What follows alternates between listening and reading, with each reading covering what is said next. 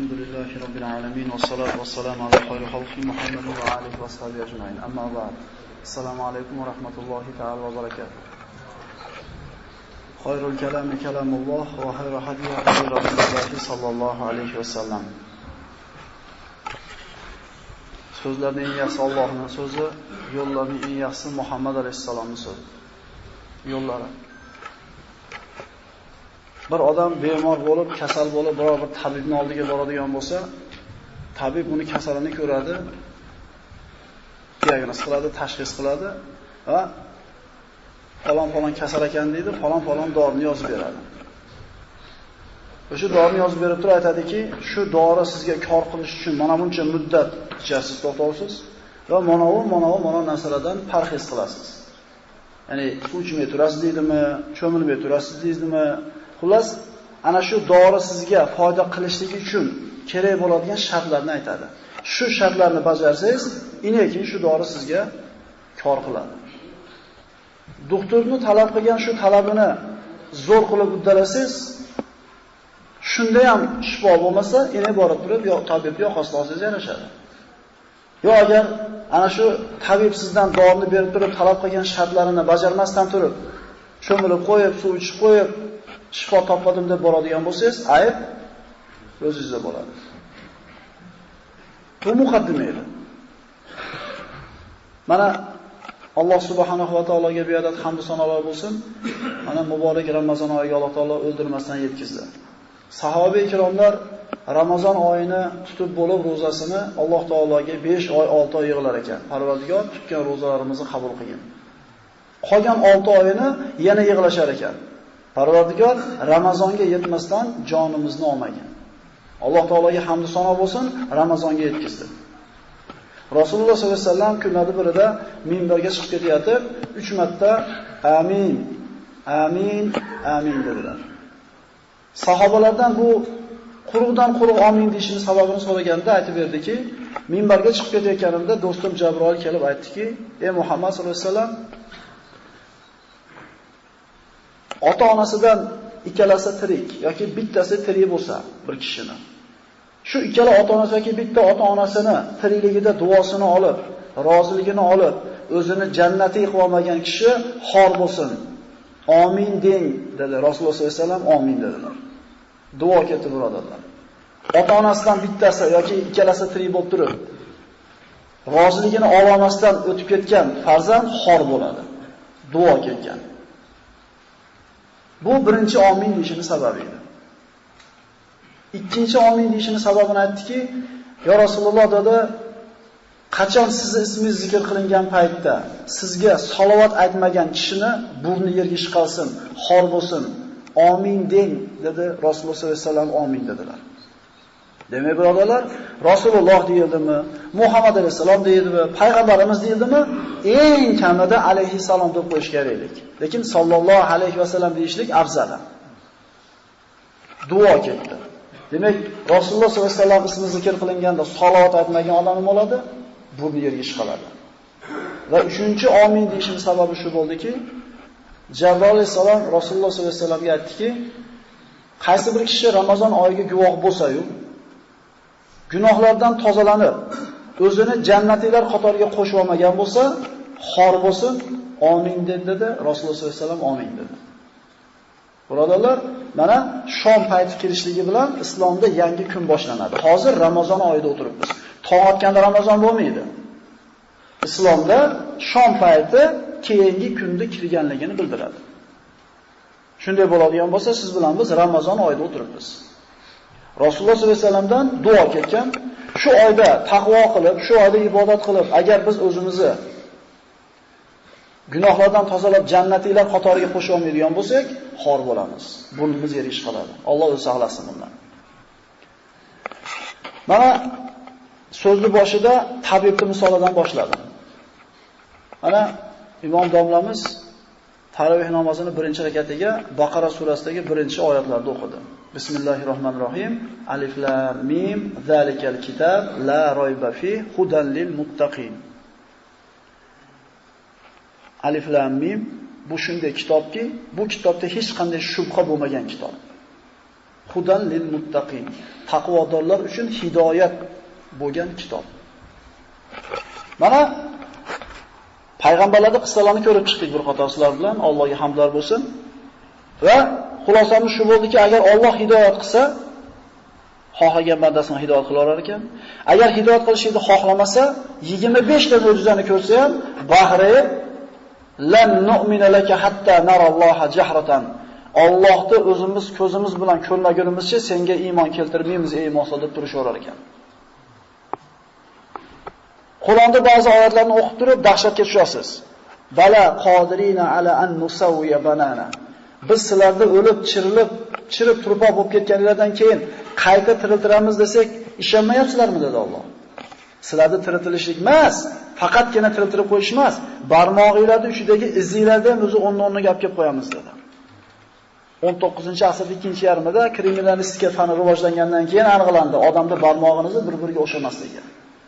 1,5 yil burun bunaqa bir diqqat qayerdan aytilindi? Bunaqa puxtalik qachon aytildi? Payg'ambar sollallohu alayhi vasallam o'qishni, yozishni bilmagan bo'lsa, ha, demak bu Allohning kitobi ekan degan Qur'onga bo'lgan muhabbatingiz yana oshadi.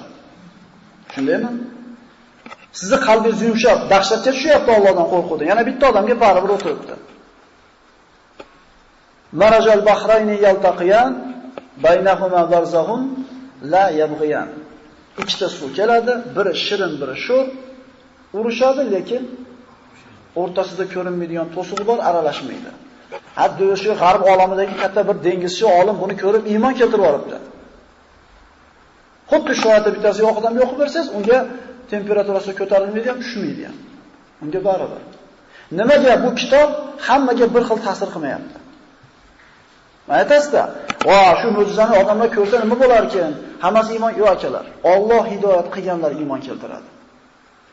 Bu kitobda Alloh taolo aytayaptiki, bu shunday kitobki, shubha yo'q buning ichida va taqvodorlar uchun hidoyat deydi.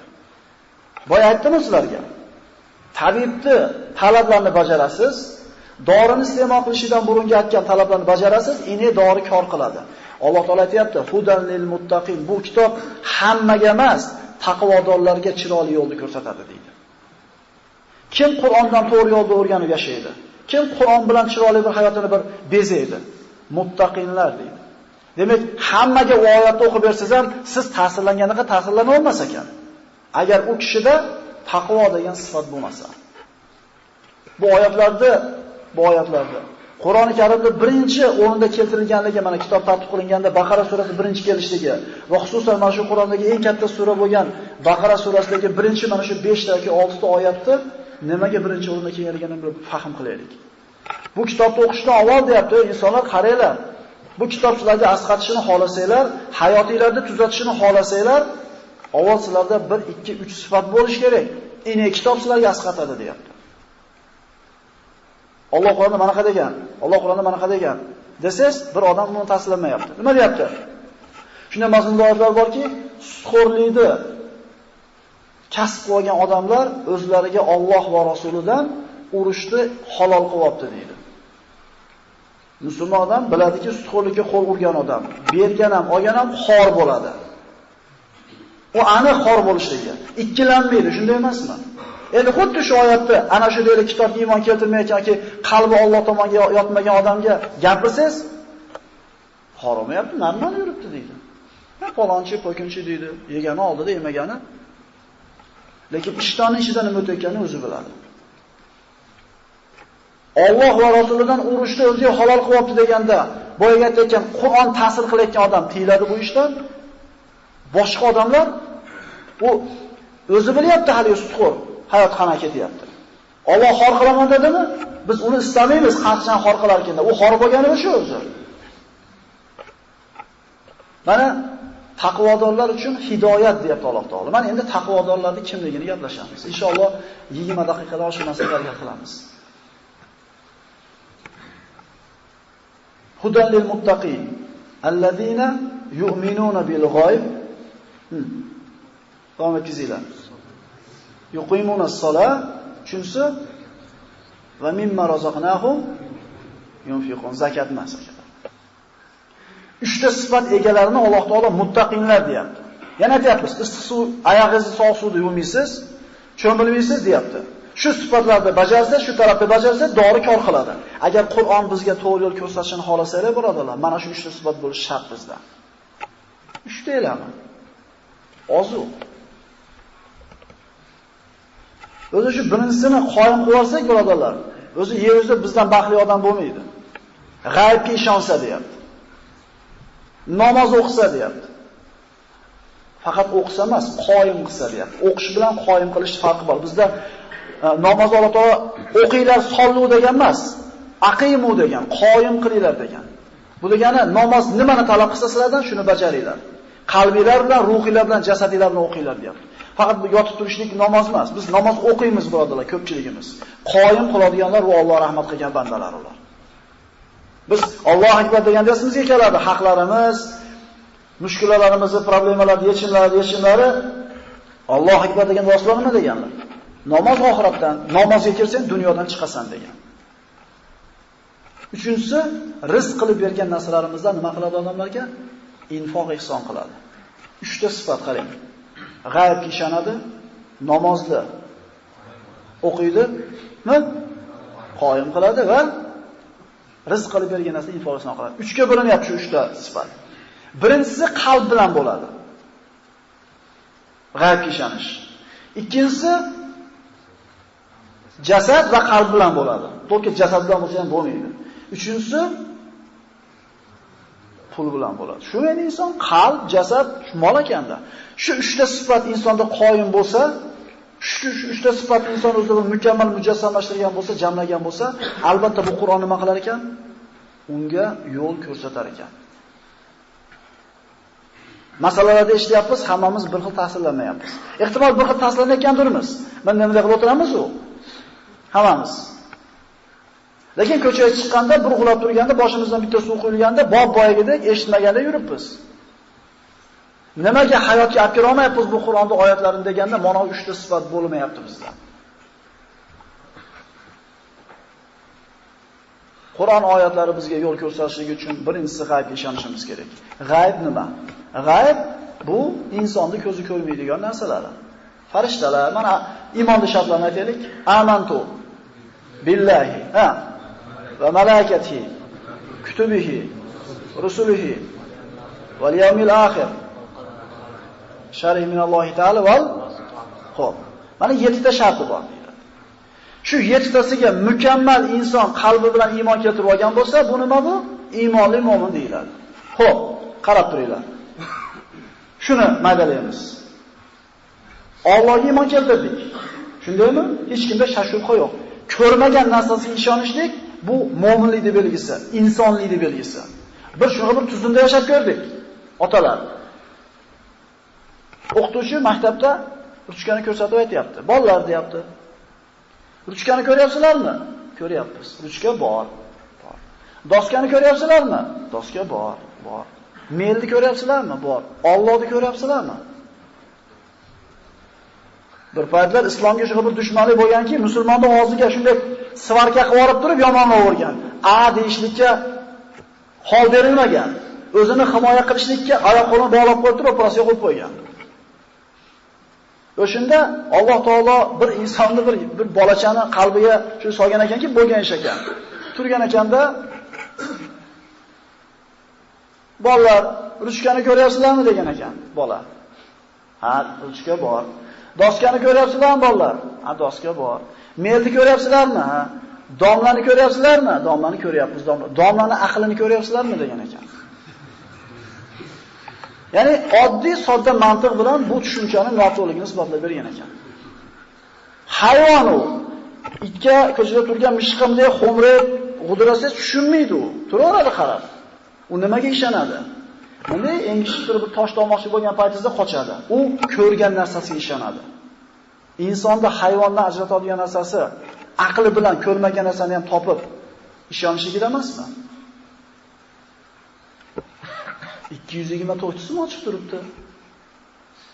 Qo'g'az bo'lmasligi ham mumkin to'kunda. Bo'lishi ham mumkin, lekin nima qilasiz? Qo'rqasiz. Ko'zni ko'rmagan odam ishonmasdan yo'q to'g'risida kelinglar boshiga salomon paket kiygizib, matn chigib qo'yaylik. Ko'zi ko'rmayotgan havoda borligini havo to'xtab qolganda his qilsin.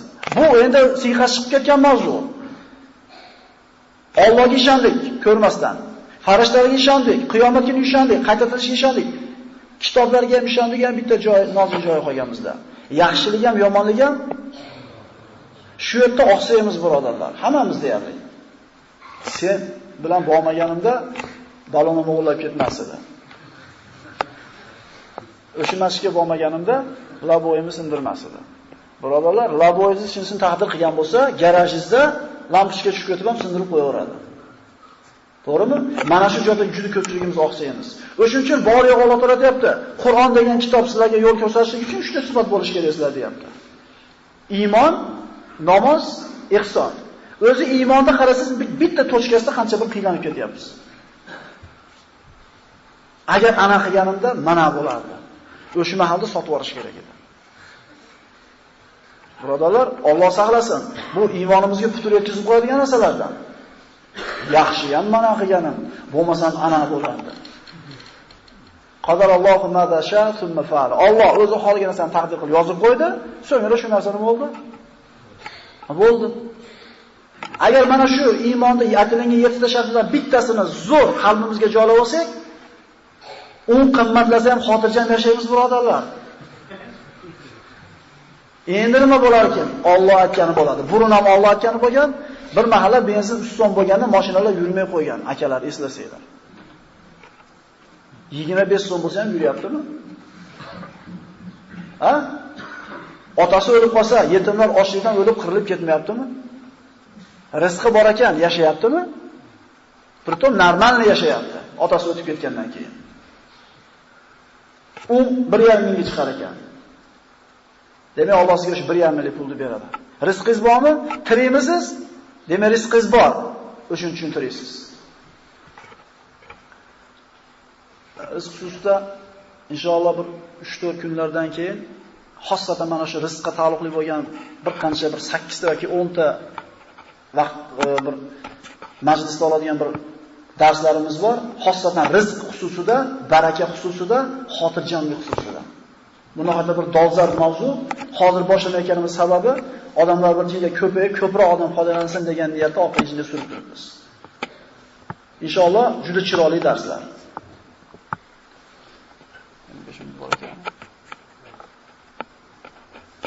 Yaxshilik ham, yomonlik ham Allohdan. Agar shuni aniq ishonib olsak, birodarlar, xotirjamlik degan narsa iniy bo'ladi. Pul bilan bo'lmaydi, amal bilan, salomatchilik bilan bo'lmaydi. Xotirjamlik degan narsa yaxshilik ham, yomonlik ham Allohdan degandan keyin bo'ladi. Shundaymi? Demak, mana shu mavzuda gapirsa 10 soat gapirsa bo'ladi, vallohu alam. Lekin bugun ana shu 20 minut dedik. Iymon deganda Allohga, farishtalarga, kitoblarga, payg'ambarlarga, qiyomat kuniga, yaxshilik ham yomonliklarga qayta tilishga. Shu 7 ta shartda hammasiga zo'r iymon ketaversa, o'sha hayot zo'r bo'lib qoladi. 7 xil rangda ko'rinadi hayotning rangi, kamalak rangida. Lekin ko'ra olmayapmiz biz. Ikkinchisi, namozni qoyim qilsa deyapti Alloh taolo. Xo'p, 7 tasiga ishonib oldik, zo'r oldik. Keyingisini qarab turing. Keyingisi namozni qoyim qilsa dedi.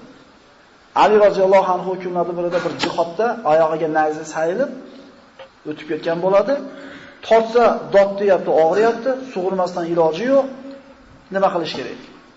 Namozga turganimda sug'urib olinglar dedi. Qarang, Rasul aytayapti-ku, namoz oxiratdan deyapti. Namozga kirsang, dunyoda nima qilasan? Chiqasan deyaptimi? Tahoratini qildi, Allohga bir quloqda qoqdi, dunyodan uzildi. Jasaddan ruh ajrab chiqib ketdi deb ekan. Oyoqdan sug'urish oldi, turardi namozda. Salom berdi, hushidan ketdi. Og'riq o'ziga keldi. Ya'ni shu narkoz beradimi bizda? O'zini unutishlik uchun, his qilmaslik uchun jasadga og'riqdi. Ularda namozi mana shunday namoz bo'lgan. Namoz oxiratdan deyapti. Namozni o'qib qo'yapmiz. Lekin qoyim qilishlikni Allohdan so'raylik. Ular namozni qoyim qilgan. Hasan ibn Ali roziyallohu anhu mana payg'ambarimizning nevaralari bo'lgan kishi tahorat olayotganda bir rangi o'zgarib olar ekan har safar.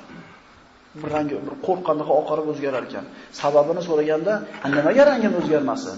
Axir hozir kimni huzuriga borib, kimni ro'parasida turishligimni o'ylab ko'ringlar-a. Allohning ro'parasida turaman-a, qanday qo'rqmay der ekan. Gum yurib kelamiz, bir rakat ulgib qolaylik dedi. Birodarlar, mayli o'sha rakatga ulgimang.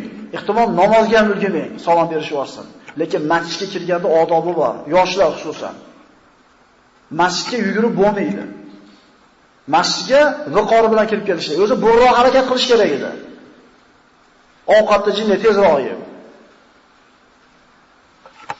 Namoz oxiratdan birodarlar. Namozga kirgan odam dunyodan chiqish kerak. Ular shunday namoz o'qishgan. Mana shunday namoz bo'lsa, deyapti ikkinchi shart. Uchinchisi va mimma razaqnahum yunfiqun. Ya'ni pul jigardan bo'ladi, yo'q, xotirjam bo'lmaydi. Jigardan bo'ladi. Uchinchi Alloh taolo ya ayyuhallazina amanu hal adullukum ala tijaratin tunjikum min azabin alim. Ey iymon keltirganlar, sizlarni alamli azobdan qutqaradigan bir tijoratni o'rgataymi deydi. Tu'minuna billahi va tujahiduna fi sabilillahi bi amwalikum va anfusikum zalikum khayrun lakum in kuntum ta'lamun. Alamlantiruvchi jahannamda azobidan qutqaradigan tijorat o'rgataymi deydi. Allohga iymon keltirasizlar. Molinglar va joninglar bilan Alloh yo'lida jihad qilasizlar dedi. Molni nima qilyapti Alloh? Burun aytayapti. Demak qiyin ekan. Kim infoq ihson qiladi? Faqat mu'min. Ahmoq bo'lish kerak agar mu'min bo'lmasdan ihson qilayotgan bo'lsa. Chunki mu'min ihson qilayotganda Allohning oldida olaman deydi. O'shuncha ihson qiladi u. U savdogar u. Endi umuman mol dunyosini Allohdan savob yutmay tarqatayotgan odam ahmoqlikda ayblanadi. Sadaqani, zakotni, xayr ihsonni faqat mu'min qiladi. Chunki aniq ishonadi-da g'aybga. Allohning oldida nima qiladi? Topadi. Demak, qisqacha xulosa qiladigan bo'lsak, bu Qur'on Allohning kitobi. Siz mana shu 3 ta sifat egasi bo'lmagunizcha, qalbimizda mana shu 3 ta sifat mustahkam tomir otib olmagunicha, bu kitob bizga biz xohlaganchalik yo'lni ko'rsatib bormaydi. Ko'zini ochmagan odam dunyoda ko'ra olmaganda, birodarlar, qalbimizni ko'zini ochmagunimizcha, bizda g'aybga ishonish sifati bo'lmagunicha, namozni qoyim qilish sifati bo'lmagunicha va infoq ihson sifati bo'lmagunicha biz ancha orqali xalq hisoblanamiz. Davom eting. Ulayka ala hudan min robbihim va ulayka humul muflihun. Endi o'shalar deyapti Alloh taolo. Mana shu 3 ta sifati borlar deyapti. 3 ta sifati bor. Shularga Alloh muttaqin dedi. Muttaqinlarga bu kitob yo'l ko'rsatadi. Shular deyapti. Va ulayka humul muflihun.